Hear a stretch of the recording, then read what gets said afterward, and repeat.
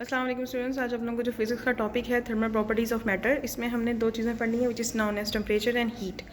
Temperature क्या है और हीट क्या है ये हम रिवाइज़ कर रहे हैं, इसलिए मैं आप लोगों को इतना ज़्यादा डिटेल नहीं बताऊंगी क्योंकि हमने टेम्परेचर और हीट के बारे में पहला इसका जो ओवरव्यू था वो ले चुके हुए थे।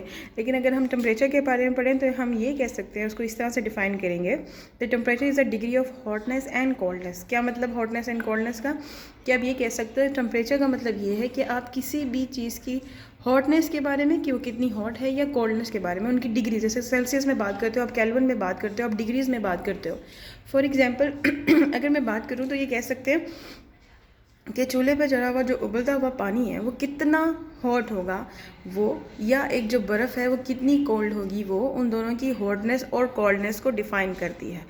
लेकिन अगर हम इसकी बात करें हीट की, तो हीट का मतलब उसकी degree of hotness and coldness नहीं होती है। हीट बात ये करती है कि आप हीट को ऐसे डिफाइन करते हो कि the is that energy that is transfer from one body to another in thermal contact. जाहिर है जब आप किसी गर्म की चीज़ को टच करते हो तो आपको फील होती है कि वो गर्म है, तो वो आप ट्रांसफ़र हो रही होती है वो energy from the that hot body into yourself. या आप बात करते हो कोल्डनेस की, तो आप किसी ठंडी चीज़ को हाथ लगाते हो या ठंडे एरिया में जाते हो तो आप उसको फील करते हो, तो आप ये कह सकते हो वो उसकी कोल्डनेस है, सॉरी उसकी हीट के ट्रांसफ़र की कितना टेम्परेचर हीट जो है वो कितनी कम या ज़्यादा।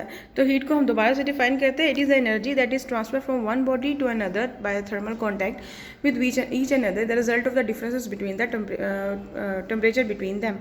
अगर हम बात करें हीट की, तो आप हीट के बारे में कह सकते हैं that heat is energy in transit. क्या मतलब heat in energy in transit? कि ये मूव करती है इंटरनल, जब जैसे जो एनर्जी आपकी बॉडी से बाहर है वो हीट, लेकिन जैसे ही आपकी बॉडी के अंदर एंटर हो जाएगी तो वो इंटरनल एनर्जी बन जाएगी, उसका बाहर से कोई लिंक नहीं होगा। तो अब हम अगर इंटरनल एनर्जी की डिफाइन करें तो ये है the sum of kinetic energy. Kinetic energy क्यों होती है? Due to the motion and the potential energy associated with atoms. Obviously atoms के दरमियान काइनेटिक एनर्जी भी होती है, उनकी पोटेंशियल एनर्जी भी होती है उनके मॉलिक्यूल से, and particle of the body is called the internal energy. इसको हम डिफाइन करेंगे इंटरनल एनर्जी से, ठीक है। ये हमारे पास कुछ तीन फैक्टर्स हैं जिसके ऊपर इंटरनल एनर्जी डिपेंड करती है। वो तीन फैक्टर्स क्या हैं इंटरनल एनर्जी जिसके ऊपर डिपेंड करती है? एक है मैस ऑफ अ बॉडी, कि हमारे पास मैस जो है बॉडी का कितना है, कम है या ज़्यादा। उसकी काइनेटिक एनर्जी जो है वो कितनी ज़्यादा है या कम है, या उसकी पोटेंशियल एनर्जी वो हमारे पास कम है या ज़्यादा। ये तीन फैक्टर्स हैं जिसके ऊपर हमारे पास डिपेंड करता है internal energy, which is mass of a body, kinetic energy and potential energy.